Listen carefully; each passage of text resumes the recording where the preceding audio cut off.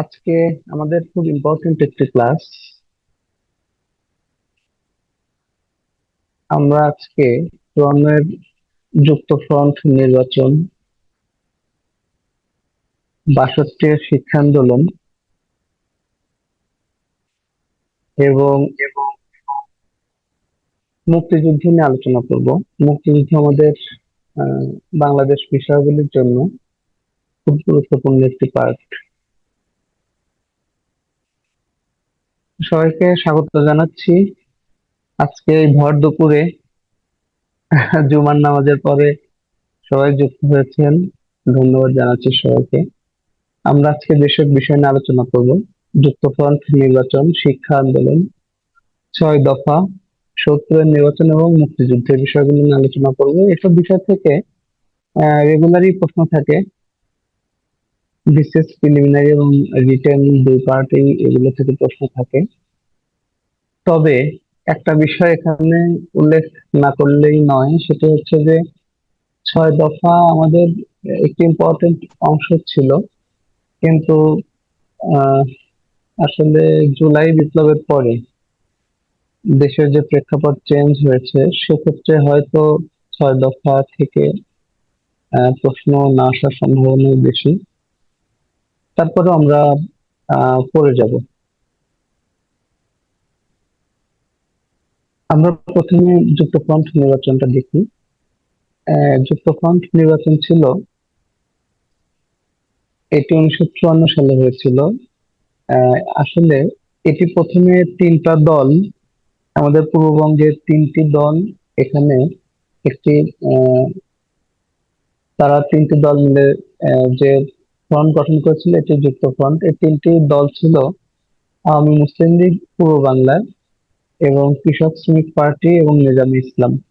এখানে একটি বিষয়, যে আওয়ামী মুসলিম লীগের তখন প্রধান ছিলেন মাওলানা আব্দুল হামিদ খান ভাসানী, এবং কৃষক শ্রমিক পার্টির নেতা ছিলেন বাংলার বাঘ নামে যিনি খ্যাত শের বাংলা একে ফজলুল হক, এবং নিজাম ইসলামের নেতা ছিলেন মাওলানা আতাহার আলী। পরবর্তীতে আরো আহ কয়েকটি দল যোগ হয় এই যুক্তফ্রন্টে। এর মধ্যে বিশেষভাবে উল্লেখযোগ্য পূর্ব পাকিস্তান কমিউনিস্ট পার্টি, তারপরে পাকিস্তান জাতীয় কংগ্রেস, এরপর কিছু বামপন্থী দলও এখানে যুক্ত হয়। এর মধ্যে ছিল বামপন্থী গণতান্ত্রিক পার্টি, যার নেতৃত্বে ছিলেন হাজী দানেশ, এবং খেলাফতে রব্বানী। এই দলগুলো মিলে যুক্তফ্রন্ট গঠিত হয়। এই যুক্তফ্রন্টের আসলে নির্বাচন হওয়ার কথা ছিল ১৯৫১ সালে, কিন্তু পাকিস্তান সরকার বিভিন্ন অজুহাতে শুধু কালক্ষেপণ করতে থাকে, এবং তারা নির্বাচন দিতে চায় না, এবং এই কারণে পিছিয়ে পিছিয়ে যতক্ষণ না পাচ্ছে তার নির্বাচন দেয়নি।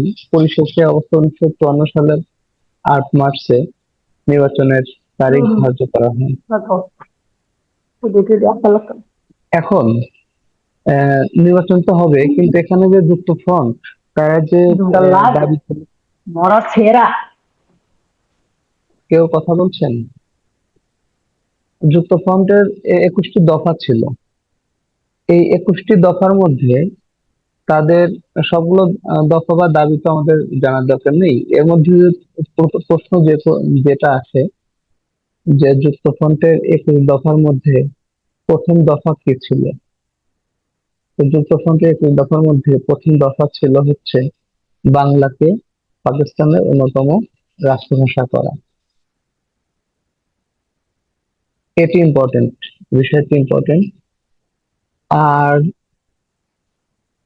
যুক্তফ্রন্টের ওই সময়ে ৩০৯টি আসনে নির্বাচন হয়েছিল। এর মধ্যে মুসলিমদের জন্য সংরক্ষিত ছিল ২৩৭টি আসন, মুসলিমদের জন্য সংরক্ষিত ছিল ২৩৭টি আসন, এবং অমুসলিমদের জন্য ৭২টি আসন। সেখানে দেখা যায় যে আহ, মুসলিমদের জন্য যে 237টি আসন ছিল তার মধ্যে 223টি আসনেই এখানে পূর্ব বাংলার মুসলিম লীগ জয়লাভ করে। এবং অমুসলিমদের জন্য যে 72টি আসন ছিল সেখানে 13টি আসনে জয়লাভ করে, মোট 236টি আসনে জয়লাভ করে। টোটাল ছিল 309টি আসন। এর মধ্যে মুসলিম লীগ পায় হচ্ছে, সরি, যুক্তফ্রন্ট পায় হচ্ছে 236টি আসন। এই 236টি আসন পেয়ে তারা পূর্ব বাংলায় মন্ত্রিসভা গঠন করে। কিন্তু কথা হলো যে পাকিস্তানি সরকার তারা তো কখনোই চায়নি যে পূর্ব বাংলা থেকে এই মন্ত্রিসভা গঠিত হোক। আসলে তো তাদের উদ্দেশ্য ছিল যে তারা নিজেরাই মন্ত্রিসভা গঠন করবে, কিন্তু আসলে আহ, না পেরে পরবর্তীতে ওই যে 1951 সালে যে নির্বাচন হওয়ার কথা ছিল, প্রাদেশিক পরিষদের নির্বাচন, সেটি তারা বিভিন্ন অজুহাতে পিছিয়ে পিছিয়ে পরিশেষে 1954 সালে নির্বাচন করে। এ কারণে পরিশেষে তারা এই নির্বাচন দিতে বাধ্য হয় এবং নির্বাচনে তাদের আহ পরাজয় ঘটে এবং যুক্তফ্রন্ট পূর্ব বাংলা থেকে মন্ত্রিসভা গঠন করে। কিন্তু এরপর এর কিছুদিন পরেই 1954 সালেই পাকিস্তানের গভর্নর গোলাম মোহাম্মদ দেশদ্রোহের অভিযোগ, এখানে আরেকটি বিষয় যে যুক্তফ্রন্টের এই যে মন্ত্রিসভা গঠিত হলো এখানে মুখ্যমন্ত্রী কে ছিলেন, এখানে আরেকটি ইম্পর্টেন্ট প্রশ্ন। মুখ্যমন্ত্রী ছিলেন শের বাংলা একে ফজলুল হক। তাহলে যুক্তফ্রন্টের যে নির্বাচনে জয়লাভ করলো এই নির্বাচনের মুখ্যমন্ত্রী ছিলেন, তারা যে মন্ত্রিসভা গঠন করলেন এই মুখ্যমন্ত্রী ছিলেন একে ফজলুল হক। এখন কিছুদিন পরে কি হলো, পাকিস্তানের গভর্নর গোলাম মোহাম্মদ দেশদ্রোহের অভিযোগ এনে এই মন্ত্রিসভা ভেঙে দিলেন। আসলে তো তাদের ইচ্ছাই ছিল যে নির্বাচনই দেবে না। তারপরেও যখন হেরে গিয়ে আরেকটি ছলচাতুরির আশ্রয় তারা নেয়, তারা এখানে দেশদ্রোহের অভিযোগ এনে মন্ত্রিসভা ভেঙে দিয়ে পূর্ব বাংলায়ও কেন্দ্র শাসন জারি করেন। যার ফলে এই দেশের জনগণের মধ্যে বিভিন্ন অসন্তোষ দানা বাঁধে।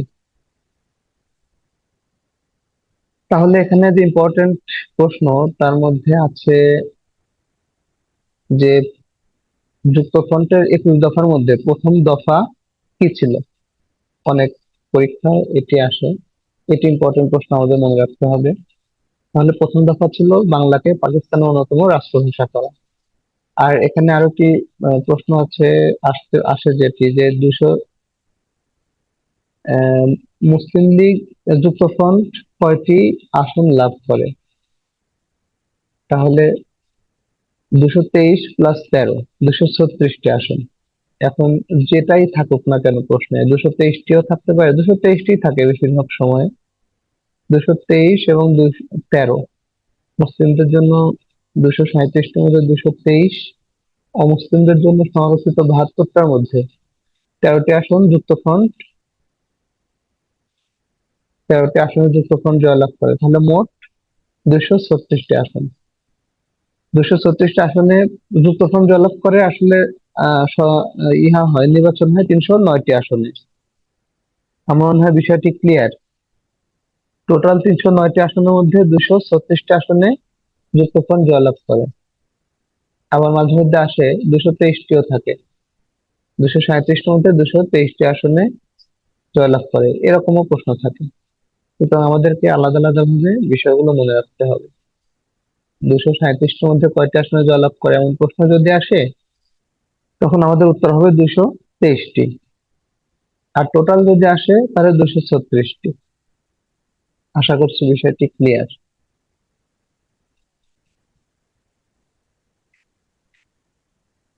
এখন এখানে আরো কিছু বিষয় আছে। 1954 যুক্তফ্রন্ট নির্বাচনের পরে আরো একটি ইম্পর্টেন্ট ঘটনা ঘটে যে 1956 সালে পাকিস্তানে প্রথম সংবিধান প্রণয়ন করা হয়। এটি খুবই ইম্পর্টেন্ট একটি প্রশ্ন যে পাকিস্তানের সংবিধান কখন প্রণয়ন করা হয়? পাকিস্তানের সংবিধান প্রণয়ন করা হয় 1956 সালে। সংবিধান এখানে শাসনতন্ত্র, আমরা যে যে নামেই থাকুক না কেন, এমনও থাকতে পারে যে পাকিস্তানের প্রথম শাসনতন্ত্র কত সালে প্রণীত হয়? তাহলে উত্তর হবে 1956 সালে। প্রশ্ন বিভিন্নভাবে ঘুরে আসতে পারে যে পাকিস্তানের প্রথম সংবিধান কত সালে প্রণয়ন করা হয়। এখন পাকিস্তানের এই যে প্রথম সংবিধান প্রণীত হলো, এখানে আমাদের আরেকটি বিষয় খুব রিলেটেড, সেটি হচ্ছে যে আমাদের 1952 সালে আমরা যে বহু প্রাণের বিনিময়ে, রক্তের বিনিময়ে বাংলাকে স্যার শোনা রাষ্ট্রভাষা। যায় না, বোঝা যায় না, স্পষ্ট বোঝা যায় না। আমার কথা বোঝা যাচ্ছে না? জি না স্যার, সাউন্ড কম হচ্ছে। আচ্ছা, এখন বোঝা যাচ্ছে? জি স্যার। আচ্ছা, থ্যাংক ইউ। ভলিউমটা একটু বাড়াই দেন স্যার। ওকে, আমি বলছিলাম যে পাকিস্তানের প্রথম শাসনতন্ত্র বা সংবিধান প্রণীত হয়েছিল 1956 সালে। আর এই যে 1956 সালে প্রথম যে সংবিধান বা শাসনতন্ত্র, আমরা যেটাই বলি না কেন, প্রণীত হলো, এখানে আরো একটি বিষয় ইম্পর্টেন্ট। সেটি হচ্ছে যে আমরা 1952 সালে বহু প্রাণের বিনিময়ে বাংলাকে রাষ্ট্রভাষা করার যে দাবি উত্থাপন করেছিল এবং যেটিতে আমরা সফলকাম হয়েছিলাম। পাকিস্তানি শাসক তারা বাংলাকে রাষ্ট্রভাষা করার দাবি মেনে নিয়েছিল, কিন্তু লিখিতভাবে এবং সাংবিধানিকভাবে কিন্তু তখন আমরা পাইনি। কিন্তু এই পাকিস্তানের যখন শাসনতন্ত্র প্রণীত হলো 1956 সালে, এখানে কিন্তু বাংলাকে রাষ্ট্রভাষা করার যে সিদ্ধান্ত, এটি এখানে এই সংবিধানে উল্লেখিত হয়েছিল। সুতরাং এখানে দুটি বিষয় ইম্পর্টেন্ট। একটি হচ্ছে যে ওই যে 52-র ভাষা আন্দোলনে আমাদের যে সফলতা, এটির পূর্ণ প্রতিফলন ঘটেছিল 1956-এর সংবিধানে। এবং আরেকটি প্রশ্ন এখানে ইম্পর্টেন্ট, সেটি হচ্ছে যে পাকিস্তানের প্রথম শাসনতন্ত্র বা সংবিধান কত সালে প্রণীত হয়? তাহলে 1956 সালে। আর এর সাথে আমরা আরেকটি পড়ে রাখি যে পাকিস্তানের দ্বিতীয় শাসনতন্ত্র প্রণীত হয়েছিল 1962 সালে। আমাদের 1962 সালে শিক্ষা আন্দোলনও ছিল। 1962 সালটাও আমাদের জন্য ইম্পর্টেন্ট। এখন এখানে আমাদের আরেকটি ইম্পর্টেন্ট ব্যাপার আছে, সেটি হচ্ছে যে কাকমারি সম্মেলন এটি টাঙ্গাইলে হয়েছিল 1957 সালে। এই সম্মেলনে, এটি ছিল একটি সাংস্কৃতিক সম্মেলন। এর মাধ্যমে আমাদের পরবর্তীতে পাকিস্তানের বিভক্তি এবং আমাদের যে বাংলাদেশ নামক একটি দেশের অভ্যুদয়, এখানেও এই কাকবানি সম্মেলন ভূমিকা রেখেছিল। এবং এখানে এই সম্মেলনে সভাপতিত্ব করেছিলেন মাওলানা আব্দুল হামিদ খান ভাসানী, এবং এখানে প্রধান অতিথি ছিলেন হোসেন শহীদ সোহরাওয়ার্দী। আমাদের এই নামগুলো একটু মনে রাখতে হবে। যে কাকমারি সম্মেলন কত সালে হয়েছিল? প্রথমত একটি প্রশ্ন প্রায় আসে যে কাকমারি সম্মেলন কত সালে হয়েছিল। এটি 1957 সালে। আর এটি কোথায় হয়েছিল? আসলে এটি টাঙ্গাইলের কাকমারি নামক স্থানে হয়েছিল। এখানে প্রধান অতিথি ছিলেন হোসেন শহীদ সোহরাওয়ার্দী এবং সভাপতিত্ব করেছিলেন মাওলানা আব্দুল হামিদ খান ভাসানী।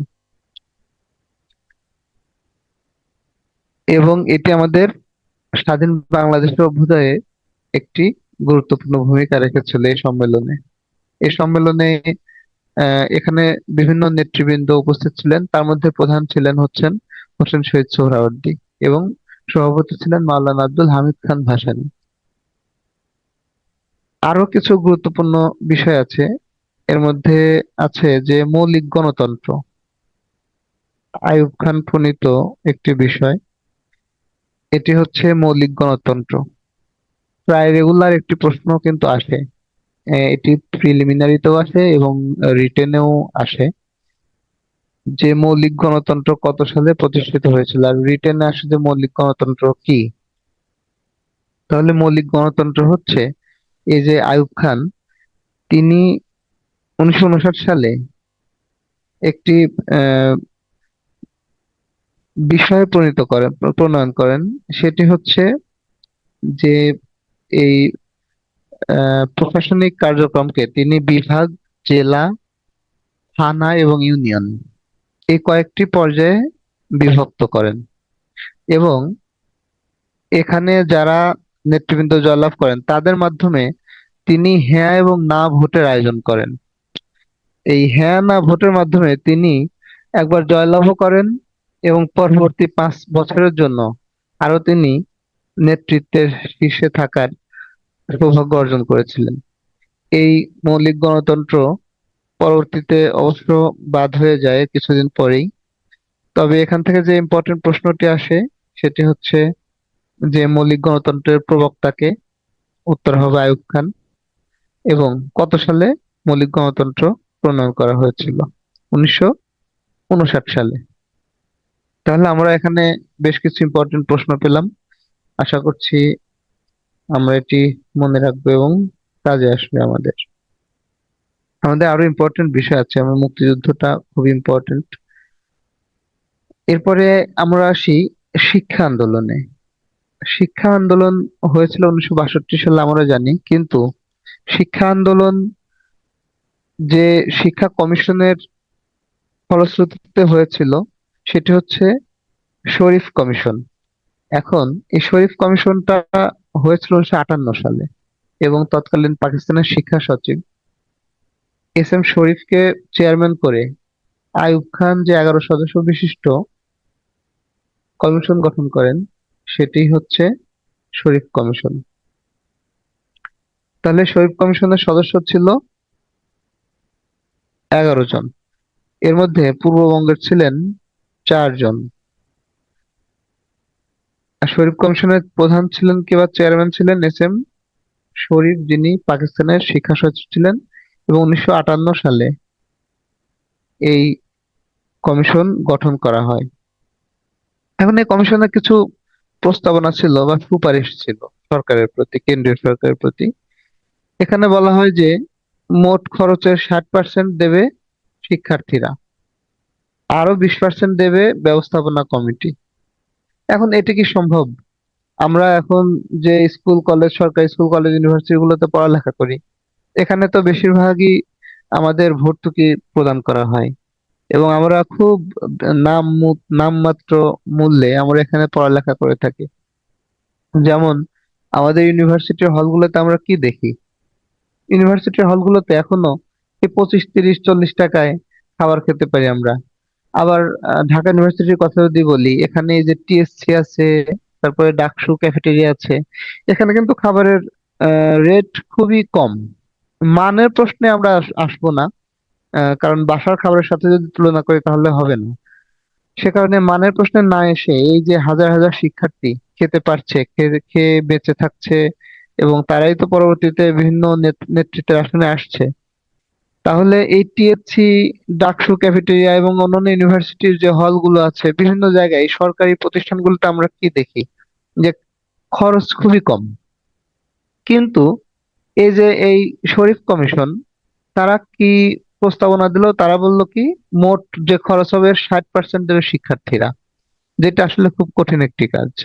আবার 20% দেবে ব্যবস্থাপনা কমিটি, এটিও অযৌক্তিক। এবং এখানে বলে ষষ্ঠ থেকে ডিগ্রি পর্যন্ত ইংরেজি বাধ্যতামূলক করা হয়। আবার উর্দুকে তারা করলো কি জনগণের ভাষায় পরিণত করতে চাইলো। এরপরে পাকিস্তানের জন্য অভিন্ন বর্ণমালার ব্যবস্থা করতে চাইলো।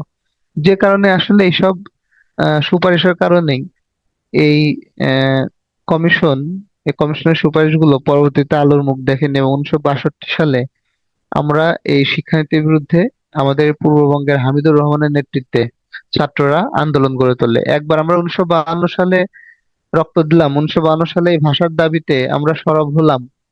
আবারও পাকিস্তান সরকার কিন্তু এই আহ, শরীফ কমিশনের মাধ্যমে এগুলো আমাদের উপর আরোপ করতে চেয়েছিল সমগ্র পাকিস্তানে। এগুলো আমাদের দেশের যে শিক্ষার্থীরা তারা মেনে নেয়নি এবং প্রথম এই শিক্ষানীতির বিরুদ্ধে এবং আইয়ুব খানের বিরুদ্ধে প্রথম ছাত্র আন্দোলন ছিল এই 1962 সালের শিক্ষা আন্দোলন। এই বিষয়টি কিন্তু খুব ইম্পর্টেন্ট যে প্রথম ছাত্রদের প্রথম আন্দোলন ছিল এই 1962 সালের এই শিক্ষা আন্দোলন। 1952 সাল তো ছিলই পরবর্তীতে। আবার এই নীতিমালায় বলছিল ইংরেজি এবং উর্দুকে বাধ্যতামূলক করার কথা বলেছিল।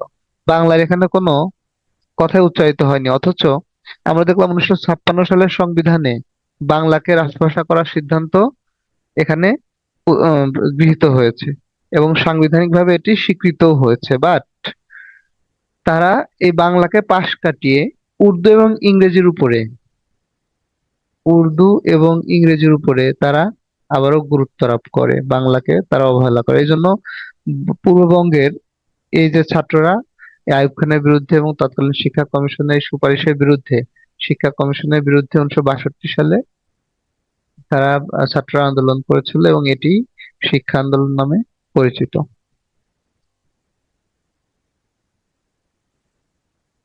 আশা করছি বিষয়টি ক্লিয়ার। তো আমরা পরবর্তী বিষয়ে যাই। এখন আমি পূর্বে বলেছিলাম যে 6 দফা, 6 দফা আমাদের ইতিহাসে একটি ইম্পর্টেন্ট ঘটনা, কিন্তু এই 6 দফার বর্তমান সময়ে 6 দফা থেকে প্রশ্ন আসার সম্ভাবনা খুবই কম। আমরা প্র্যাকটিক্যালি আগাবো, স্যার যেটা আপনার সাউন্ডটা কমে গেছে। সরি, আমরা বাস্তবসম্মত ভাবে আগাবো। 6 দফা আসলে এখন 6 দফা থেকে প্রশ্ন আসার সম্ভাবনা হয়তো একটু কম। তারপর আমরা দেখে যাই 6 দফা প্রথম স্যার আর প্রণীত একটু হয়েছিল। জোরে বলেন। সরি, স্যার একটু জোরে বল। সাউন্ডটা বাড়াই দেন। ও, আচ্ছা আচ্ছা, আস্তে শোনা যাচ্ছে না? স্যার সাউন্ড একদম কম।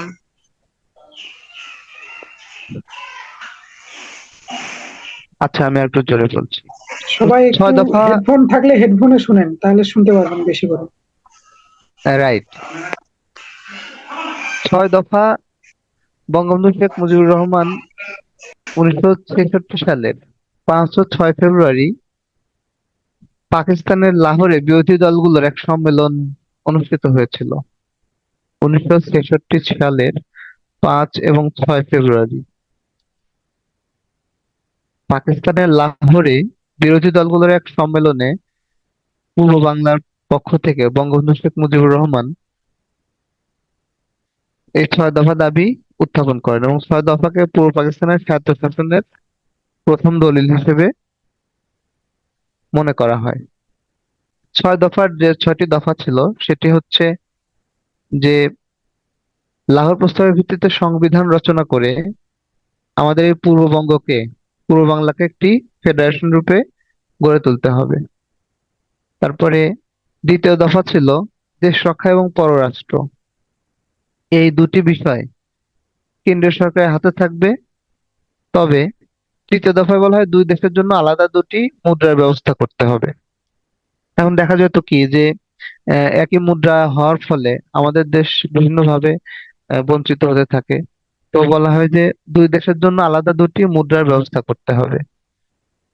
আবার বলা হয় যে এক মুদ্রা চাইলে এক মুদ্রা নিতেও হতে পারে, তবে সেটি সহজলভ্য হতে এবং মাধ্যমটা সহজ হতে হবে। তবে দুই মুদ্রার উপরেই জোর আরোপ করা হয়, গুরুত্ব আরোপ করা হয়।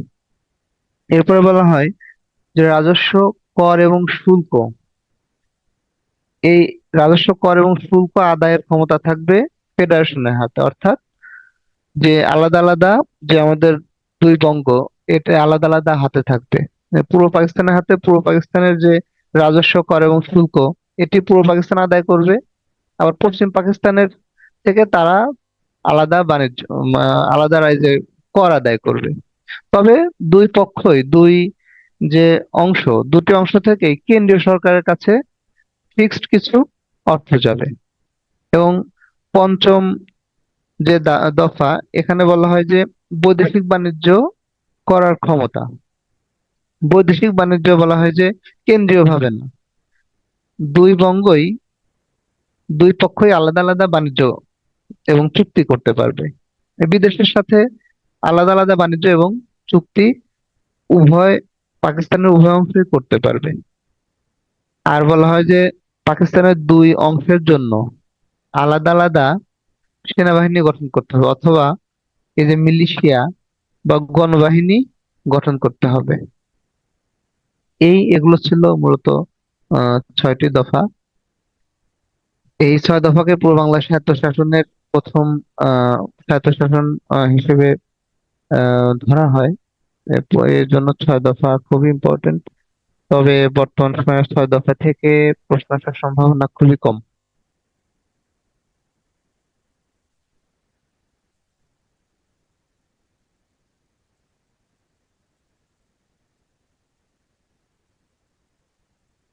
এখন আমরা আসি ৭০-এর নির্বাচনে।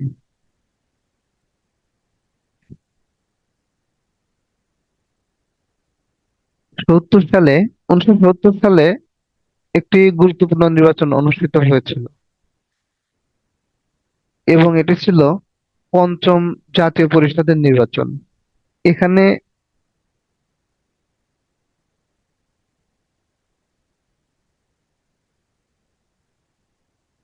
এখানে আওয়ামী লীগ ব্যাপক সংখ্যাগরিষ্ঠতা অর্জন করে, এবং এই সংখ্যাগরিষ্ঠতা অর্জনের ফলে তারা সরকার গঠনের প্রথম দাবিদার সরকার গঠনের একমাত্র দাবিদার হয়। কিন্তু পাকিস্তানি সামরিক বাহিনী এবং পাকিস্তান সরকার তারা এটিকে মেনে নিতে চায়নি, এবং এর ফলশ্রুতিতে কিন্তু 1971 সালের যে মুক্তিযুদ্ধ এটি সংঘটিত হয়েছিল।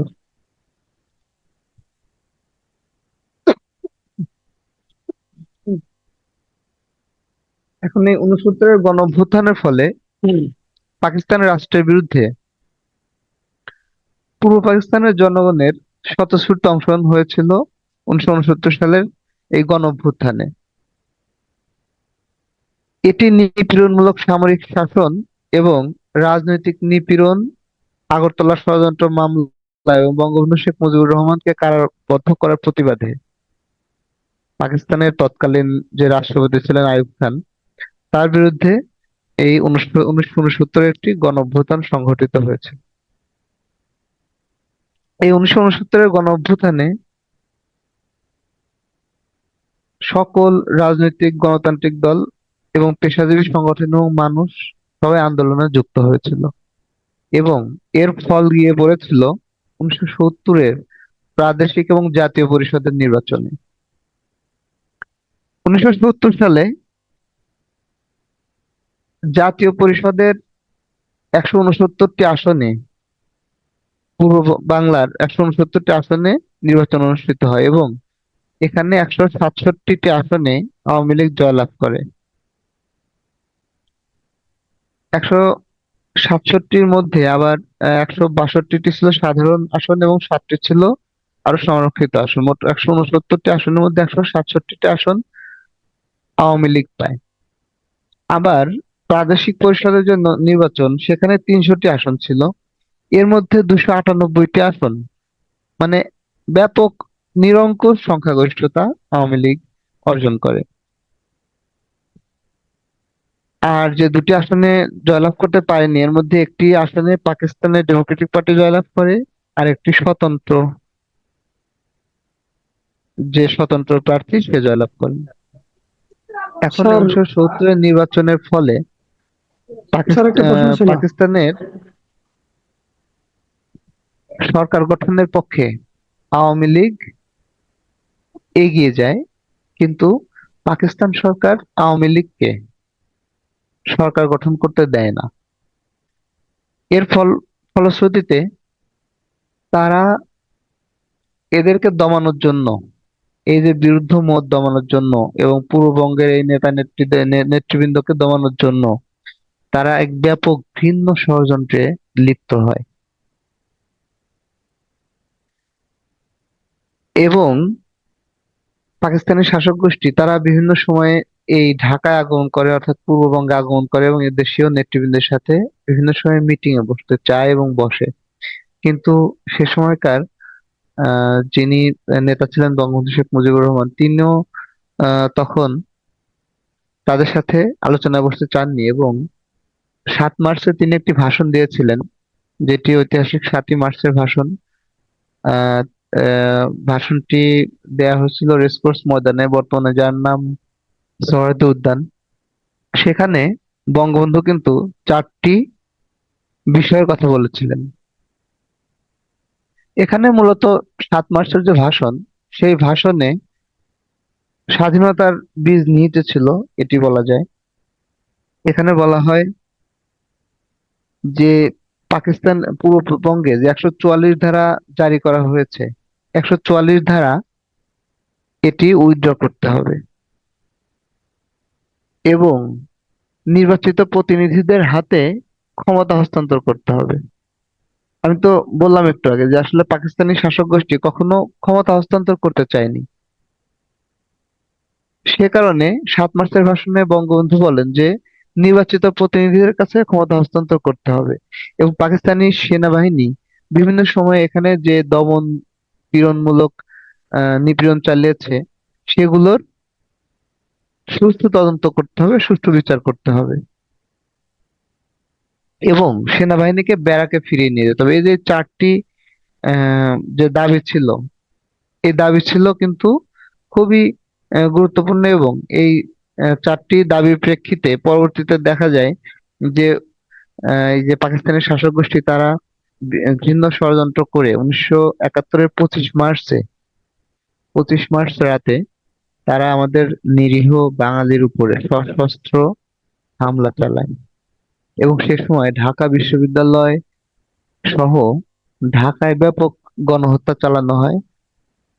ঢাকা বিশ্ববিদ্যালয়ের অনেক শিক্ষক এবং ছাত্রদেরকে হত্যা করে বিভিন্ন হলে ঢুকে, বর্তমানে যেটি যে ইকবাল হল, বর্তমানে শহীদ সার্জেন্ট জহুরুল হক হল নাম, সেই হলে ঢুকেও তারা গণহত্যা চালায়। তারপরে জগন্নাথ হলে ঢুকে গণহত্যা চালায়।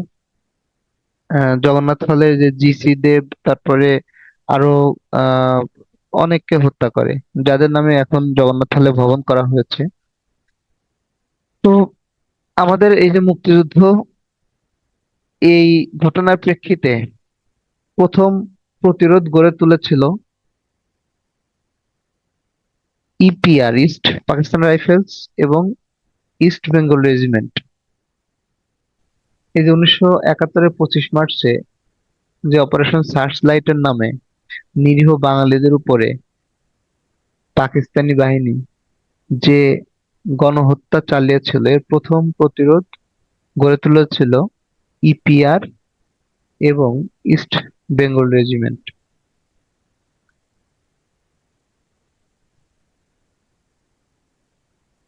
এরপরে আমাদের যে মুক্তিযুদ্ধ, মুক্তিযুদ্ধ আমরা কিভাবে করতে পারলাম? আমাদের এই পূর্ববঙ্গকে কয়েকটি সেক্টরে ভাগ করা হলো, বিভক্ত করে এক এক সেক্টরের দায়িত্ব এক একজনকে দেয়া হলো এবং আমাদের একটি সরকার গঠিত হলো। আমরা পরবর্তী স্লাইডে সেটি পাবো। আমাদের একটি সরকার গঠিত হয়েছিল, অস্থায়ী সরকার, যেটি মুজিবনগর সরকার নামে সমধিক পরিচিত। এই মুজিবনগর সরকার এই স্বাধীনতার দীর্ঘ 9টি মাস তারা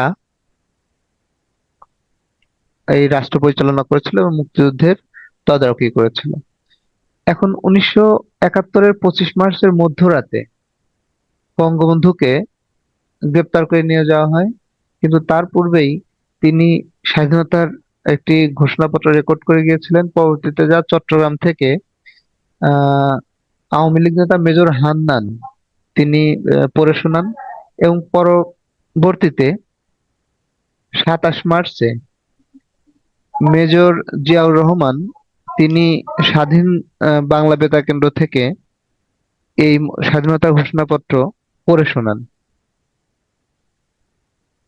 এবং 25 মার্চ থেকেই দেশের সকল রেডিও স্টেশন গুলো পাকিস্তানি বাহিনী দখল করে নেয়। তবে চট্টগ্রামের যে রেডিও স্টেশনটি ছিল, আসলে তো তৎকালীন সময়ে আমাদের মতো এত আহ তথ্য প্রবাহের যুগ ছিল না। আমরা তথ্যগুলো এত সহজে মানুষ পেত না। এই যে ছোট ছোট ওই যে কত ব্র্যান্ডের, 11 ব্র্যান্ডের না কত ব্র্যান্ডের রেডিও, এই ব্র্যান্ডের রেডিও মানুষ শুনতো, ওখান থেকে খবর শুনতো। সে কারণে এই রেডিও স্টেশন গুলো খবর যাতে সাধারণ মানুষ পেতে না পারে, সে কারণে প্রথমেই পাকিস্তানি বাহিনী রেডিও স্টেশন গুলো দখলে নিয়েছিল। তবে চট্টগ্রামের যে রেডিও স্টেশন, সেটি দখলে নেয়ার আগেই এখান থেকে এই যে মালামাল, যে রেডিও স্টেশনের মালামাল গুলো আগেই সরিয়ে ফেলা হয়, কালুরঘাটে সরিয়ে ফেলা হয়, এবং কালুরঘাটেই এই এই রেডিও স্টেশন স্থাপন করা হয় এবং এর নাম দেওয়া হয় স্বাধীন বাংলা বিপ্লবী বেতার কেন্দ্র। পরবর্তীতে 28 মার্চে মেজর জিয়াউর রহমানের অনুরোধে এর নামকরণ করা হয়। এই যে বিপ্লবী কথাটা বাদ দেওয়া হয়, এই বিপ্লবী কথাটা বাদ দিয়ে নামকরণ করা হয় স্বাধীন বাংলা বেতার কেন্দ্র। এবং এই স্বাধীন বাংলা বেতার কেন্দ্রই মুক্তিযুদ্ধের দীর্ঘ 9টি মাসে তারা বিভিন্নভাবে কথিকা প্রচার, গান প্রচার, নাটক প্রচার, এগুলোর মাধ্যমে মুক্তিযোদ্ধাদের মনোবল এবং সাহস জুগিয়ে চলছিল এবং বিভিন্ন নিউজ মুক্তিযোদ্ধাদের সরবরাহ করছিল এই স্বাধীন বাংলা বেতার কেন্দ্র। পরবর্তীতে এখানেও 30 মার্চে পাকিস্তানি বাহিনী তারা হামলা চালায় এবং হামলা চালিয়ে এটি আহ, ক্ষতিগ্রস্ত করার পরে এটি আবার স্থানান্তর করা হয়। কোথায় স্থানান্তর করা হয়? কলকাতার বালিগঞ্জের নিউ সার্কুলার রোডে।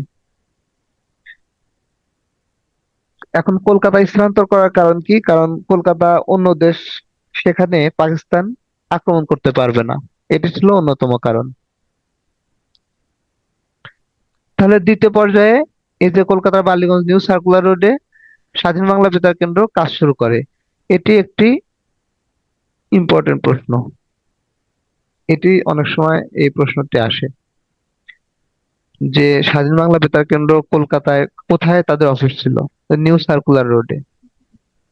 এখন এখান থেকে বিভিন্ন অনুষ্ঠান প্রচার করা হয়েছিল, এর মধ্যে ছিল বিভিন্ন চরমপত্র। এই যে যে অনুষ্ঠান, এর মধ্যে ছিল চরমপত্র এবং জল্লাদের দরবার। এর পরিকল্পনা করেছিলেন তৎকালীন জাতীয় পরিষদের সদস্য আব্দুল মান্নান, আর এই যে এম আর আখতার মুকুল, তিনি ছিলেন এগুলোর উপস্থাপক। এরপরে এই মুক্তিযুদ্ধকে বেগবান এবং ত্বরান্বিত করার লক্ষ্যে 10 এপ্রিল মুজিবনগর সরকার গঠিত হয়। মুজিবনগর সরকার 17ই এপ্রিল তারা শপথ গ্রহণ করে। এখানে দুটি ইম্পর্টেন্ট প্রশ্ন আছে। এক হচ্ছে মুজিবনগর সরকার কত সালে কত তারিখে গঠন করা হয়? তাহলে 10 এপ্রিল। আবার আরো একটি প্রশ্ন অনেক সময় আসে যে মুজিবনগর সরকার শপথ গ্রহণ করে কবে? 17 এপ্রিল। আর মুজিবনগর সরকার গঠিত হয় কোথায়? কুষ্টিয়া জেলার মেহেরপুর। তখন একটি তখন তো জেলা ছিল না, মেহেরপুর বর্তমানে জেলা। মেহেরপুর আহ মেহেরপুরের ভবের পাড়ায়, এটি কুষ্টিয়া জেলার অধীনে ছিল তখন, এবং এর বৈদ্যনাথ তলায় এই মুজিবনগর সরকার শপথ গ্রহণ করে। আর শপথ গ্রহণের পরপরই ওই আম্রকাননে শপথ গ্রহণ করা হয়। আপনারা অনেকেই গিয়ে থাকবেন সেখানে। এই এর অস্থায়ী কার্যালয় করা হয় কোথায়? কলকাতার 8 নং থিয়েটার রোডে। এখানে একটি কথা বলে রাখি, এই মুজিবনগর সরকার শপথ গ্রহণের পরপরই তারা ভারতে চলে গিয়েছিল। কারণ কি? কারণ এই মুজিবনগর সরকার, এই এই খবর যখন জানাজানি হবে তখন তো পাকিস্তান সরকার, পাক বাহিনী এখানে আক্রমণ করবে। এই জন্য এই শপথ গ্রহণ অনুষ্ঠানটিও করা হয়েছিল কোথায়? একেবারে সীমান্ত লাগোয়া, এই যে বৈদ্যনাথ তলা, আম্রকানন যেটা, ওই আমবাগানে, ওখানে একেবারে সীমান্ত লাগোয়া। আপনারা যারা গিয়েছেন তারা জানেন, একেবারে সীমান্তের কাছে, ওখান থেকে হেঁটেই ইন্ডিয়ান বর্ডারে যাওয়া যায়। যাতে করে শপথ গ্রহণের পরপরই যদি ইমার্জেন্সি ঘটে তাহলে ইন্ডিয়ায় ঢুকে পড়া যায়। এই চিন্তা ভাবনা থেকে এই জায়গাটি বেছে নেওয়া হয়েছিল?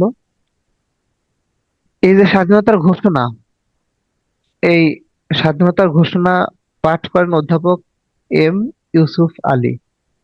এই স্বাধীনতার ঘোষণা কার্যকর হয়েছিল 26শে মার্চ থেকে। এই জন্য আমাদের স্বাধীনতা দিবস কবে? 26শে মার্চ। এখন এখানে যে ইম্পর্টেন্ট প্রশ্নগুলো আসে, যে মুজিবনগর সরকারের এই বিভিন্ন বিভাগের দায়িত্বে কে ছিলেন? প্রথমত রাষ্ট্রপতি ছিলেন বঙ্গবন্ধু শেখ মুজিবুর রহমান। আর উনাকে তো গ্রেপ্তারি করে নিয়ে গেল 25 মার্চ রাতে। এখন অস্থায়ী রাষ্ট্রপতি কে হলেন? সৈয়দ নজরুল ইসলাম। আর প্রধানমন্ত্রী হলেন তাজউদ্দিন আহমেদ। খন্দকার মোশতাক আহমেদকে দেয়া হলো পররাষ্ট্র বিষয় সামলানোর জন্য। অর্থ মন্ত্রণালয়ের দায়িত্ব দেয়া হলো ক্যাপ্টেন এম মনসুর আলীকে। আর স্বরাষ্ট্র, ত্রাণ ও পুনর্বাসন মন্ত্রী হলেন ASM কামারুজ্জামান। আর সেনাবাহিনীর প্রধান হলেন অবসরপ্রাপ্ত কর্নেল MAG ওসমানী। উপপ্রধান করা হলো এবং চিফ অফ স্টাফ করা হলো অবসরপ্রাপ্ত কর্নেল MA রবকে। আর ডেপুটি চিফ অফ স্টাফ ছিলেন AK খন্দকার, যিনি বিমান বাহিনীর প্রধান ছিলেন। তাহলে এখানে অনেকগুলো ইম্পর্টেন্ট প্রশ্ন আছে। এই মুজিবনগর সরকারকে ঘিরে অনেক ইম্পর্টেন্ট প্রশ্ন আছে। আর একটি প্রশ্ন ইম্পর্টেন্ট ছিল, সেটা হচ্ছে মুক্তিযুদ্ধের সর্বাধিনায়ক কে ছিলেন?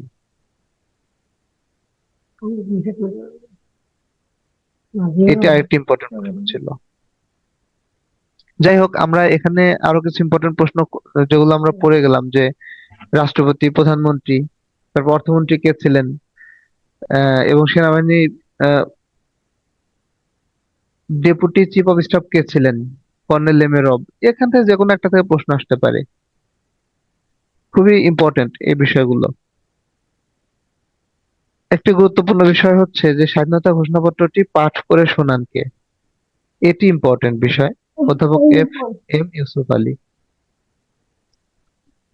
তাহলে এই যে মুজিবনগর সরকার, তারা পরবর্তীতে দেশকে নেতৃত্ব দিয়ে থাকেন এবং পাক বাহিনীর বিপক্ষে ব্যাপক অবস্থান, শক্ত অবস্থান গড়ে তোলেন এবং বাংলাদেশকে কিভাবে যুদ্ধ পরিচালনা করা যায় এটি চিন্তা করতে থাকেন এবং সমগ্র পূর্ববঙ্গকে 11টি সেক্টরে ভাগ করেন। এই 11টি সেক্টরের মধ্যে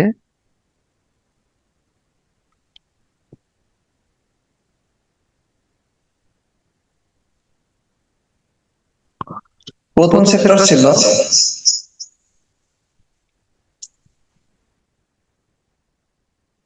1 নম্বর সেক্টর কোথায় ছিল?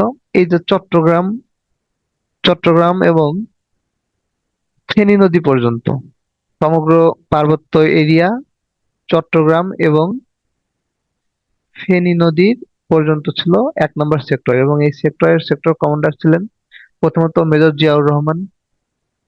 এরপরে জুন থেকে ডিসেম্বর পর্যন্ত ছিলেন মেজর রফিকুল ইসলাম। এগুলো থেকে কিন্তু প্রশ্ন আসে যে 1 নম্বর সেক্টরের সেক্টর কমান্ডার কে ছিলেন। এখন বর্তমানে যে আহ, প্রেক্ষাপট, সেখানে এই প্রশ্ন আসা কিন্তু অবান্তর নয়। বুঝে নিতে হবে। তাহলে 1 নম্বর সেক্টরের সেক্টর কমান্ডার ছিলেন মেজর জিয়াউর রহমান এপ্রিল থেকে জুন পর্যন্ত।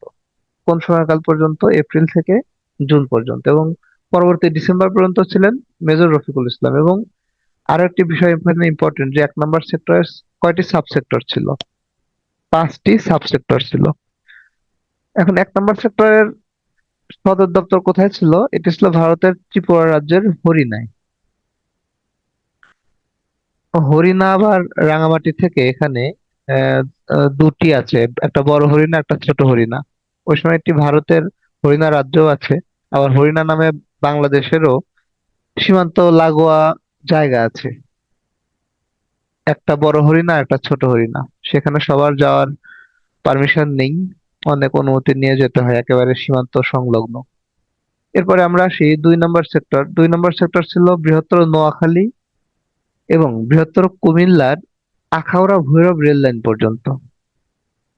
এটি ছিল 2 নম্বর সেক্টর। আর ফরিদপুর ঢাকার কিছু অংশ ছিল 2 নম্বর সেক্টরে।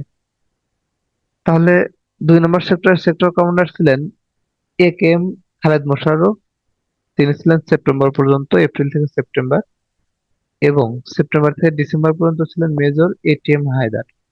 আর এটিও সাব সেক্টর ছিল 6টি। 3 নম্বর সেক্টর ছিল হবিগঞ্জ আখাউড়া রেল লাইন থেকে পূর্ব দিকে কুমিল্লা জেলার অংশ বিশেষে এবং কিশোরগঞ্জ ও ঢাকার কিছু অংশ নিয়ে। কিশোরগঞ্জ, ঢাকা, কুমিল্লার কিছু অংশ এবং হবিগঞ্জ আখাউড়া রেল লাইন এগুলো নিয়ে, আখাউড়া তো ব্রাহ্মণবাড়িয়ায় বর্তমানে, এই এগুলো নিয়ে ছিল 3 নম্বর সেক্টর। এর সেক্টর কমান্ডার ছিলেন সেপ্টেম্বর পর্যন্ত KM শফিউল্লাহ, আর সেপ্টেম্বর থেকে ডিসেম্বর পর্যন্ত ছিলেন ANM নুরুজ্জামান। আর এর সাব সেক্টর ছিল 10টি। এরপরে 4 নম্বর সেক্টর ছিল সিলেট জেলার অংশবিশেষ নিয়ে গঠিত। এটাও 6টি সাব সেক্টর ছিল। আর এখানে সেক্টর কমান্ডার ছিলেন মে থেকে ডিসেম্বর পর্যন্ত মেজর CR দত্ত। আর ডিসেম্বর পরে ছিলেন ক্যাপ্টেন MA রব। এরপরে 5 নম্বর সেক্টরে, এটি ছিল বৃহত্তর ময়মনসিংহের সীমান্তবর্তী অঞ্চলে এবং সিলেট জেলার কিছু অংশ নিয়ে। ওই যে ব্রাহ্মণবাড়িয়া, এই অংশও এই 5 নম্বর সেক্টরের অধীনে ছিল। এখানে সেক্টর কমান্ডার ছিলেন মীর শওকত আলী। এটির সাব সেক্টর ছিল 6টি। এরপরে 6 নম্বর সেক্টর ছিল, এদিকে একটি বড় অংশ বাদ গেল কিন্তু, ময়মনসিংহ, বৃহত্তর ময়মনসিংহ। সেই বৃহত্তর ময়মনসিংহ ছিল এটি 11 নম্বর সেক্টরে। 11 নম্বর সেক্টর ছিল বৃহত্তর ময়মনসিংহ টাঙ্গাইল অঞ্চল। এখানে আবার বিভিন্ন বাহিনী ছিল। এই যে আমরা 3টি ফোর্সের কথা শুনি, Z force, S force, K force. আরো আছে বিভিন্ন বাহিনী, টাঙ্গাইলে কাদেরিয়া বাহিনী, মুজিব বাহিনী, আরো কিছু বাহিনী ছিল মুক্তিযুদ্ধের সময়ে, যারা সম্মিলিতভাবে পাকিস্তান সরকারের বিপক্ষে, পাক বাহিনীর বিপক্ষে অবস্থান নিয়েছিলেন। আমরা 6 নম্বর সেক্টরে আসি। 6 নম্বর সেক্টর ছিল দিনাজপুর আহ এবং রংপুরের কিছু অংশ নিয়ে। দিনাজপুরের ঠাকুরগাঁও মহকুমা এবং এই যে সমগ্র রংপুর অঞ্চল নিয়ে। এটা ছিল 6 নম্বর সেক্টর। এর সেক্টর কমান্ডার ছিলেন MK বাশার। আর এর সাব সেক্টর ছিল কয়টি? 6 নম্বর সেক্টরের সাব সেক্টর ছিল 5টি। অনেক সময় কিন্তু এই সাব সেক্টর থেকেও প্রশ্ন আসে যে কোন একটা সেক্টরে বলতে পারে যে 7 নম্বর সেক্টরের সাব সেক্টর কয়টি ছিল, বা 3 নম্বর সেক্টরের সাব সেক্টর কয়টি ছিল। এই প্রশ্নও আসে মাঝে মধ্যে। 7 নম্বর সেক্টর ছিল রাজশাহী, পাবনা এবং ব্রহ্মপুত্র নদীর তীরবর্তী এলাকা ব্যতীত সমগ্র বগুড়া, দিনাজপুরের দক্ষিণাঞ্চল এবং রংপুরের কিছু অংশ নিয়ে। এর সেক্টর কমান্ডার ছিলেন 3 জন: মেজর নাজমুল হক, মেজর রব এবং পরে কাজী নুরুজ্জামান। এই 3 জন ছিলেন এবং 7 নম্বরের সাব সেক্টর ছিল 9টি। এই 8 নম্বর সেক্টর ছিল কুষ্টিয়া, যশোর এবং সাতক্ষীরা এবং খুলনা ও ফরিদপুরের কিছু অংশ নিয়ে। আমরা প্রথমে বলেছি ফরিদপুরের কিছু অংশ নিয়ে, কিন্তু কি ছিল? 2 নম্বর সেক্টর ছিল।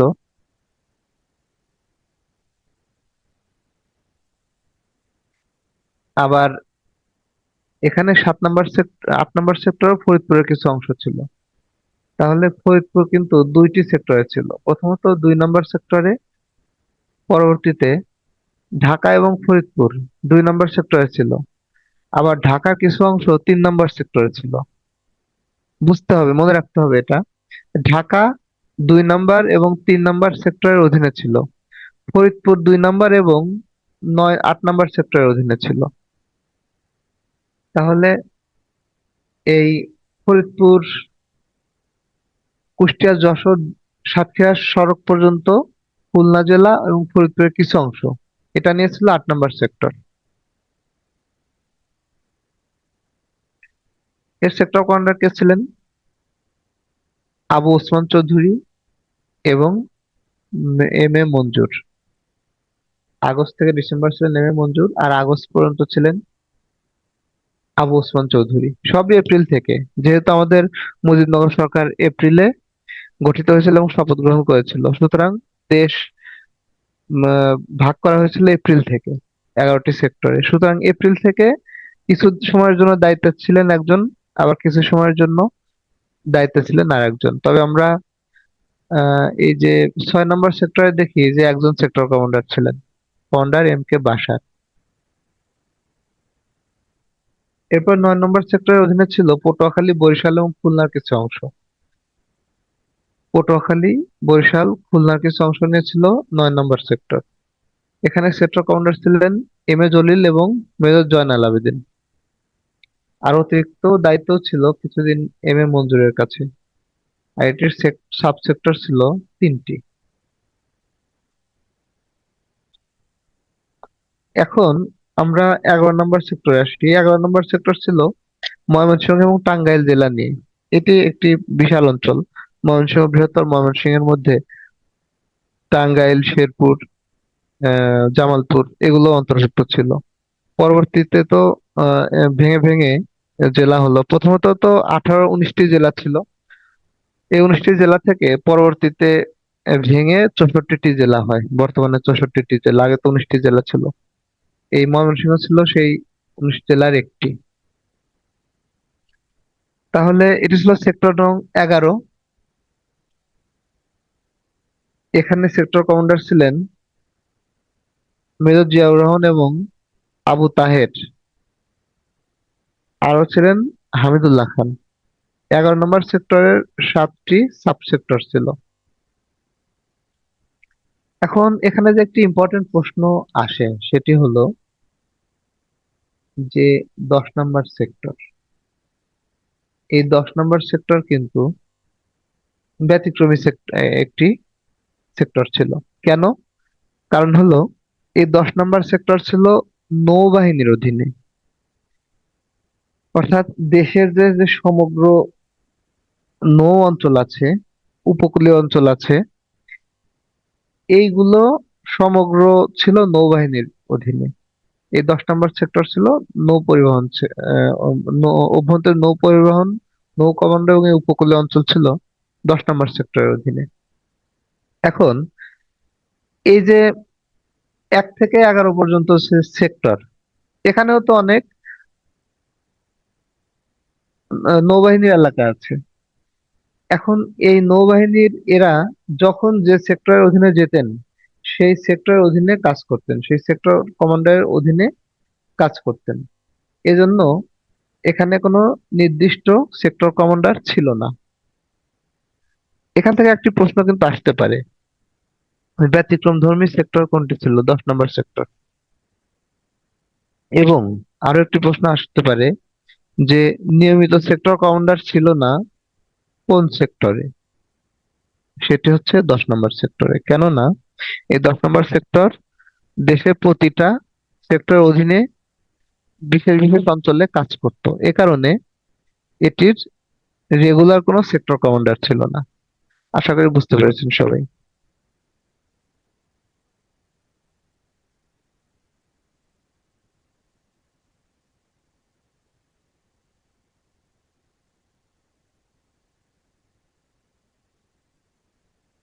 এখানে আমরা দেখি এই যে 1 নম্বর সেক্টর ছিল, দেখেন এই পুরো এটা ফেনী নদী, এই ফেনী নদী পর্যন্ত ছিল 1 নম্বর সেক্টর। এরপর 2 নম্বর সেক্টর ছিল এই ঢাকার কিছু অংশ, আপনারা দেখতে পাচ্ছেন আশা করি। ঢাকার কিছু অংশ এবং ব্রাহ্মণবাড়িয়ার কিছু অংশ, এদিকে কুমিল্লা, বৃহত্তর কুমিল্লা, এই অঞ্চলটা নিয়ে ছিল 2 নম্বর সেক্টর। 3 নম্বর সেক্টর ঢাকার কিছু অংশ সহ এদিকে কিশোরগঞ্জ, হবিগঞ্জ, এই যে এই অংশটা ছিল 3 নম্বর সেক্টরের অধীনে। এদিকে এই যে 4 নম্বর সেক্টর, 5 নম্বর সেক্টর, এদিকে এই যে সিলেটের কিছু অংশ নিয়ে। 6 নম্বর সেক্টর ছিল এদিকে এই যে রংপুর, দিনাজপুর, ঠাকুরগাঁও, পুরো এই এরিয়া নিয়ে ছিল 6 নম্বর সেক্টর। 7 নম্বর ছিল রাজশাহী, চাঁপাইনবাবগঞ্জ, পাবনা, সিরাজগঞ্জ, বগুড়া, এই এলাকা ছিল 7 নম্বর সেক্টরের অধীনে। 8 নম্বর সেক্টরের অধীনে ছিল এই যে খুলনা, কুষ্টিয়া, সাতক্ষীরা, বরিশাল, এগুলো ছিল 8 নম্বর সেক্টরে। 9 নম্বর সেক্টর, খুলনার কিছু অংশ ছিল 8 নম্বর সেক্টরে, আর খুলনার কিছু অংশ ছিল 9 নম্বর সেক্টরে। খুলনা, সাতক্ষীরা, এই যে পটুয়াখালী, ভোলা, এগুলো ছিল 9 নম্বর সেক্টরের অধীনে। আর 10 নম্বর সেক্টর তো সব জায়গাতেই ছিল, যেমন এই যে পানি পানি অঞ্চল, এটি যমুনা নদী। এই যমুনা নদীতে এটি 10 নম্বর সেক্টরের অধীনে ছিল। এটি পদ্মা নদী, এই যে এই অঞ্চলটা, এটি পদ্মা নদী, যেটি ভারত থেকে এসেছে, কৈলাসশৃঙ্গ থেকে। তো এই সমগ্র অঞ্চল এটি 10 নম্বর সেক্টরের অধীনে ছিল। আবার এটি এই যে এদিকে মেঘনা নদী। তো এই সবগুলো, এগুলো 10 নম্বর সেক্টরের অধীনে ছিল, এবং এই 10 নম্বর সেক্টরের কাজ ছিল কি, এই পানিপথগুলোতে তাদের অভিযান পরিচালনা করা, এবং তারা যখন যে সেক্টরের অধীনে যেতেন সেই সেক্টর কমান্ডারের অধীনে কাজ করতেন। এই জন্য 10 নম্বর সেক্টরের কোনো নিয়মিত সেক্টর কমান্ডার ছিল না। আর 11 নম্বর সেক্টর ছিল এই যে বৃহত্তর ময়মনসিংহ অঞ্চল, এটা ছিল 11 নম্বর সেক্টর। ময়মনসিংহ, নেত্রকোনা, জামালপুর, টাঙ্গাইল, এগুলো ছিল 11 নম্বর সেক্টরের অধীনে। আপনারা ম্যাপ দেখে যখন পড়বেন তখন বিষয়গুলো সহজে মনে থাকবে, সে কারণে পড়ার সময়ে ম্যাপ কাছে রাখবেন। ম্যাপ কাছে রাখলে কিন্তু পড়াটা সহজে মনে থাকে। আমরা বাস্তব চক্ষু দিয়ে যেগুলো দেখি সেগুলো কিন্তু আমাদের অন্তরে গেঁথে যায়, এবং সেগুলো মনে থাকে বেশি। আমরা শুধু বই নিয়ে যদি পড়ি তাহলে কিন্তু মনে থাকবে না। আমরা প্র্যাকটিক্যালি যেগুলো এক্সপেরিয়েন্স করি সেগুলো আমাদের মনে থাকে বেশি। সে কারণে আপনাদের অনুরোধ করব যে পড়ার সময় ম্যাপটা সাথে রাখবেন। যখন বাংলাদেশ বিষয়াবলী পড়বেন, বাংলাদেশের ম্যাপটা সাথে রাখবেন। আন্তর্জাতিক বিষয়াবলী পড়ার সময় আন্তর্জাতিক ম্যাপটা সাথে রাখতে হবে। তাহলে দেখবেন বিষয়গুলো মনে থাকবে সহজে। তাহলে সেক্টর, যে 11টি সেক্টর ছিল সে সম্পর্কে আমরা কিছু আইডিয়া পেলাম। এখন এই মুক্তিযুদ্ধকে কেন্দ্র করে আমরা মুক্তিযুদ্ধ, তাহলে কি হলো যে আমরা 11টি সেক্টরে ভাগ করে আমরা যুদ্ধ চালিয়ে গেলাম পাক বাহিনীর অধীনে, এবং তাদেরকে আমরা আস্তে আস্তে ধরাশায়ী করতে লাগলাম। এবং এক সময়ে এই যে আমাদের তো পথঘাট সব জানা, আমাদের এলাকায় এই যে গেরিলা যুদ্ধের মাধ্যমে এই যুদ্ধের সফলতা এসেছিল বহুগুণ। দেখা যেত মুক্তিযোদ্ধারা এক জায়গায় আক্রমণ করে তারা এমন জায়গায় পালিয়ে যেত যে পাকিস্তান বাহিনী তাদেরকে ধরতেই পারতো না, বুঝতেই পারতো না যে কখন কোন জায়গা দিয়ে এলো, এসে হামলা করে তারা পালিয়ে গেল, তাদেরকে ধরতেই পারতো না। এবং এভাবে তাদের বহু জায়গায় তারা অনেক তাদের লস হয়। যেমন একটা জায়গা দিয়ে দেখা গেলো তারা রাস্তা দিয়ে জিপ নিয়ে যাচ্ছে, তো ওই জিপে এক জায়গায় ওত পেতে আছে আমাদের গেরিলা যোদ্ধারা, আমাদের মুক্তিবাহিনীর সদস্যরা। তারা করলো কি, ওই জিপে এক জায়গায় একটা নির্দিষ্ট জায়গায় টার্গেট করে সেখানে জিপ পৌঁছামাত্র অতর্কিত আক্রমণ। এই অতর্কিত আক্রমণের সাথে পাক বাহিনী পেরে উঠতো না। এভাবে আস্তে আস্তে পাক বাহিনী ধরাশায়ী হয়। এরপরে বিভিন্ন ক্যাম্পে যখন এই যে এই যে নৌবাহিনী, বিমান বাহিনী গঠন করা হয়, যৌথ বাহিনী গঠন করা হয় ভারতের সাথে, তখন বিভিন্ন ক্যাম্পে নৌবাহিনী, বিমান বাহিনীর দ্বারা আঘাত করা হয়। এর ফলে বিভিন্ন ক্যাম্প তাদের ধ্বংস করা যায়, এবং এর ফলে আমরা 16 ডিসেম্বরে সেই চূড়ান্ত বিজয় এভাবে অর্জন করি।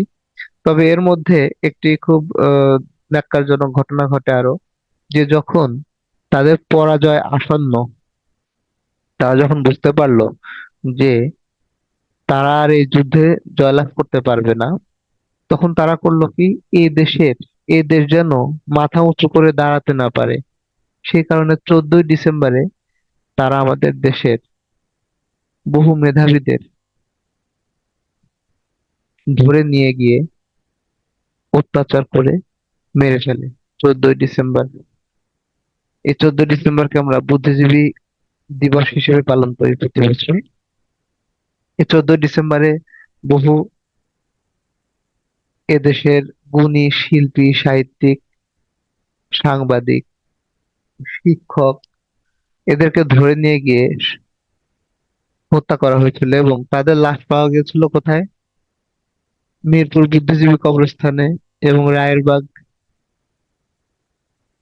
যে আহ, রায়েরবাগে পাওয়া যায়। তাদের দেখা যায় পেছনে হাত বাঁধা, চক্ষু বেয়নেট দিয়ে উঠিয়ে ফেলা হয়েছে। মানে কি ভয়ঙ্কর দৃশ্য! এগুলো আসলে ভাবলে গায়ে কাঁটা দেয় এখনো। যাই হোক, 14 ডিসেম্বরে আমাদের বুদ্ধিজীবীদের ধরে নিয়ে গিয়ে হত্যা করে। আর 16 ডিসেম্বরে আমরা চূড়ান্ত বিজয় অর্জনের এই দিনে এই অনুষ্ঠানটি হয়েছিল ঢাকার রেসকোর্স ময়দানে, বর্তমানে যেটির নাম সোহরাওয়ার্দী উদ্যান।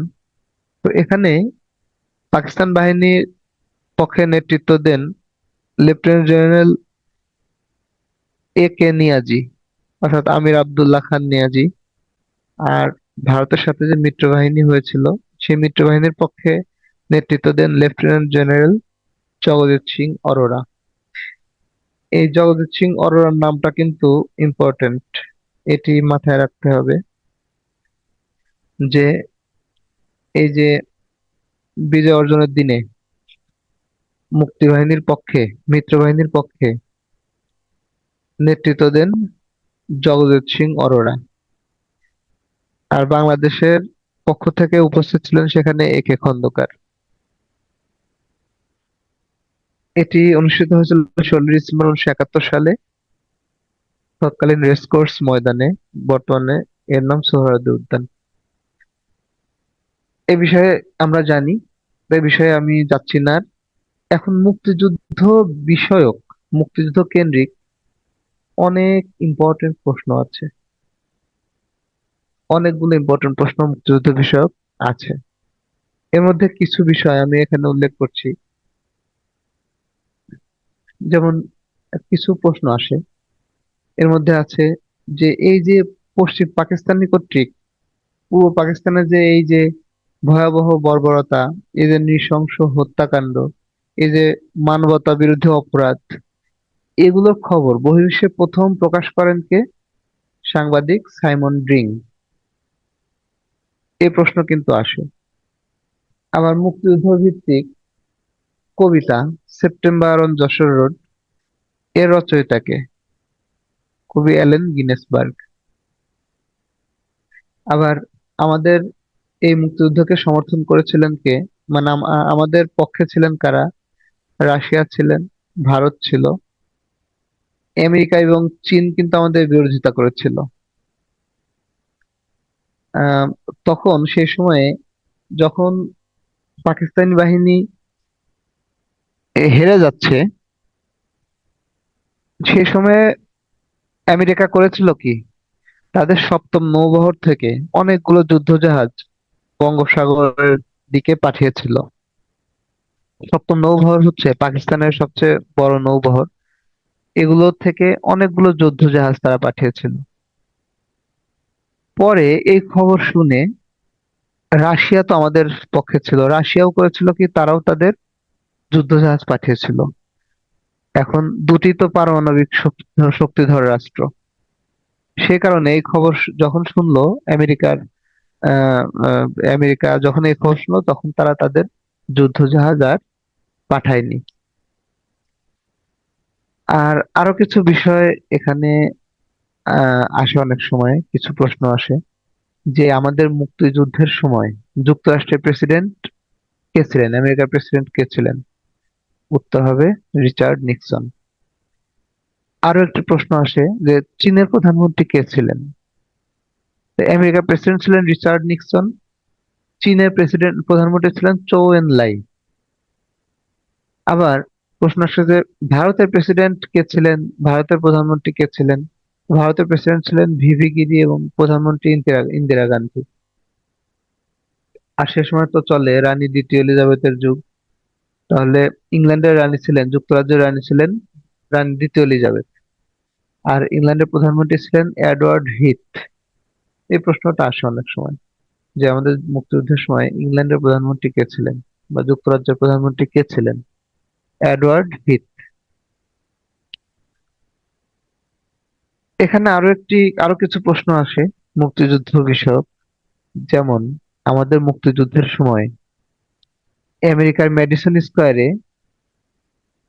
একটি কনসার্টের আয়োজন করা হয়, নাম দেওয়া হয় কনসার্ট ফর বাংলাদেশ। কেননা মুক্তিযুদ্ধে যখন বিভিন্ন ভাবে এই যে বোমাবর্ষণ, গোলাগুলি, হত্যা, ধর্ষণ, খুন, রাহাজানি এগুলো চলতে থাকে, তখন আমাদের দেশে প্রচুর মানুষ তারা গৃহহীন হয় এবং তারা ভারতে আশ্রয় নেয়।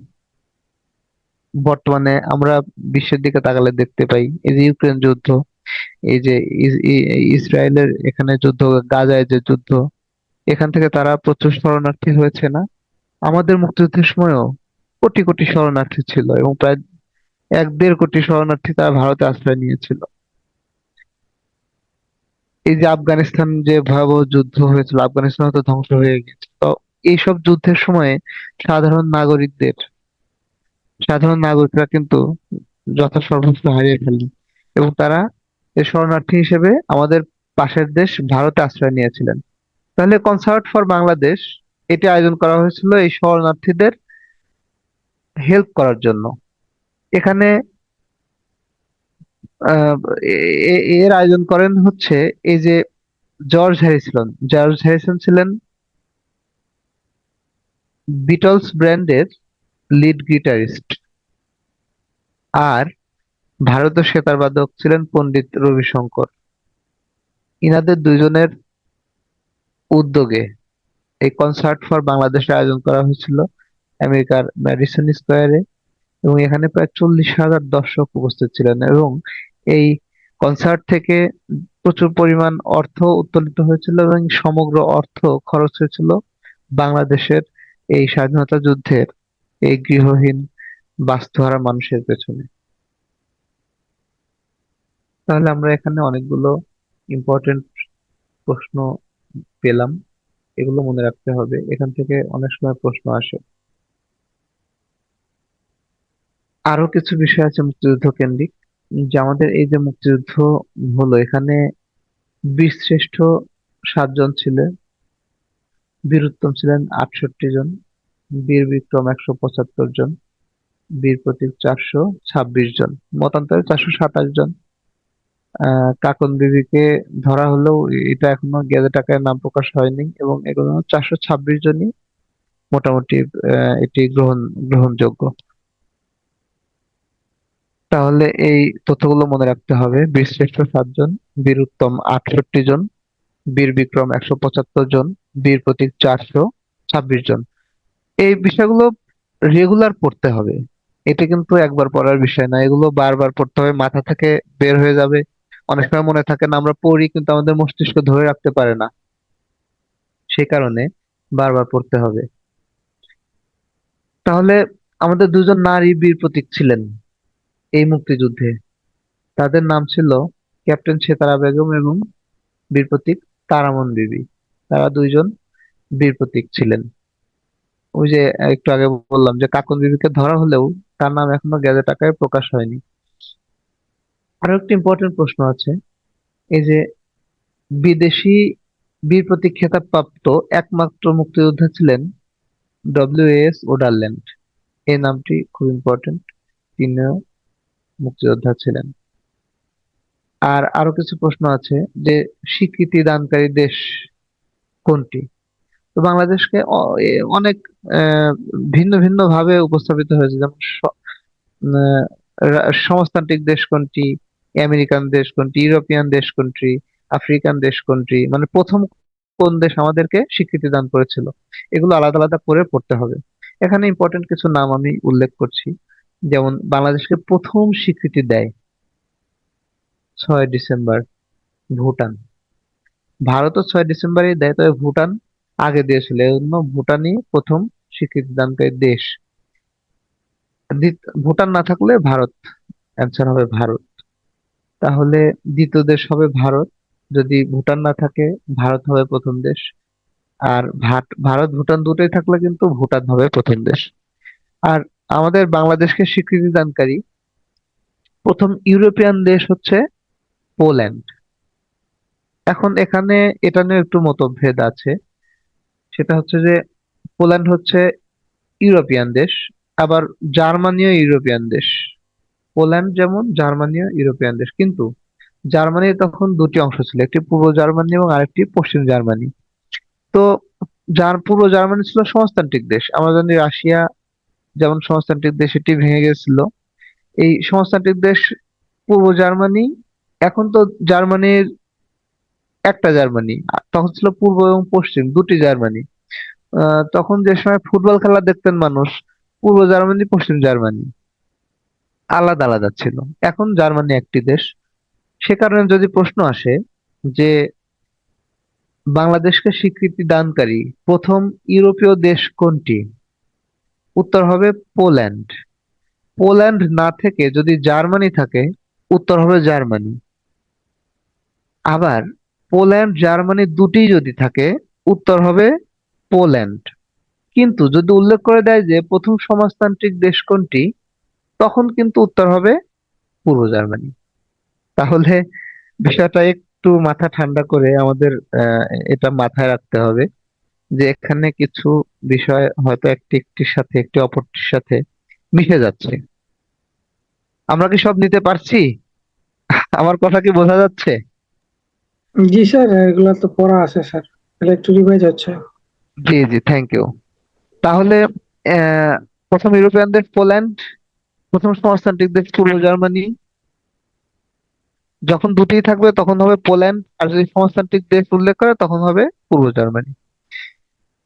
আচ্ছা, এরপর আরো প্রশ্ন আছে যে বাংলাদেশ জাতিসংঘের স্থায়ী সদস্য পদ লাভ করে কবে? খুব একটা ইম্পর্টেন্ট প্রশ্ন। উত্তর 17 সেপ্টেম্বর 1974। আর আরো একটি প্রশ্ন আছে যে বাংলাদেশ জাতিসংঘের স্থায়ী পর্যবেক্ষক হয় কবে? 1972 সালে। তাহলে এগুলোই ছিল মোটামুটি আমাদের আজকের আলোচ্য বিষয়বস্তু। এই সেই যুক্তফ্রন্ট নির্বাচন থেকে মুক্তিযুদ্ধ পর্যন্ত, মুক্তিযুদ্ধ বিষয়ক অনেক গুরুত্বপূর্ণ প্রশ্ন আছে। তার মধ্যে আমি যতটুকু পেরেছি গুরুত্বপূর্ণ প্রশ্নগুলো আলোচনা করার চেষ্টা করেছি। আপনারা আরো এর মধ্যেই প্রশ্ন আসে, বহুত প্রশ্ন এগুলো থেকেই আসে। তারপরেও আরো ডিটেলস পড়তে হবে, পড়ালেখার কোনো শেষ নাই। সুতরাং আশা করছি আজকের আলোচনা আপনারা বুঝতে পেরেছেন। তো আমরা আলোচনা শেষ পর্যায়ে চলে এসেছি। সকলকে ধন্যবাদ জানাচ্ছি।